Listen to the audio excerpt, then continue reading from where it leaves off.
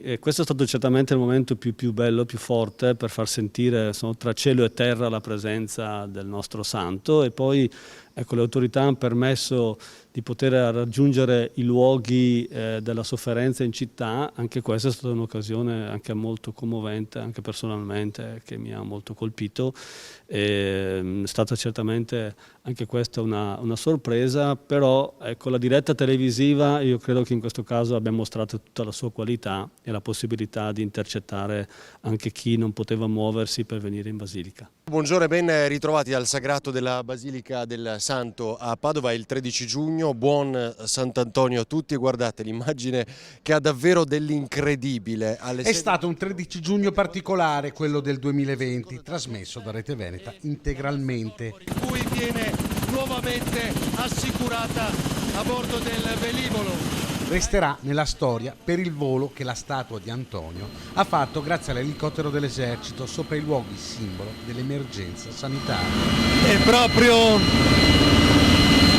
sopra la Basilica la benedizione di Padre Oliviero Svanera e di Sant'Antonio.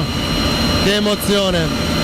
È ancora emozionato Padre Oliviero Svanera, rettore della Basilica, che a bordo dell'elicottero ha benedetto la provincia di Padova.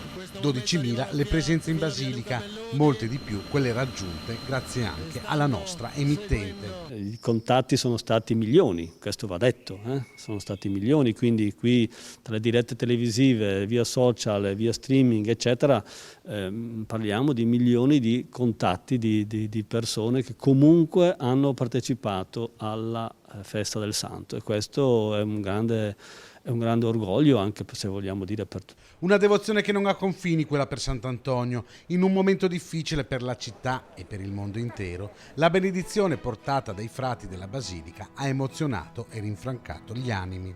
Ecco, come la gente, penso ai luoghi che abbiamo visitato con l'elicottero, sentire i parroci, sentire la gente che attendeva l'arrivo del Santo e vedere la festa, vedere il grazie a Sant'Antonio, a Merlara, a Vo, a Campo San Piero, ecco, sentire sulle cupole del Santo che si respirava tutta la gente di Padova che con il volto in alto aspettava il Santo, e vedere nel pomeriggio, mentre portavo la statua agli ospedali, anche la gente inginocchiata, la gente che sorprendentemente si vedeva la statua nelle vie della città, mi ha fatto anche pensare che forse si possono anche immaginare modalità anche diverse, magari meno tradizionali. Paradossalmente questa pandemia può aver stuzzicato anche la fantasia, perché il Santo ha bisogno veramente di raggiungere tutti.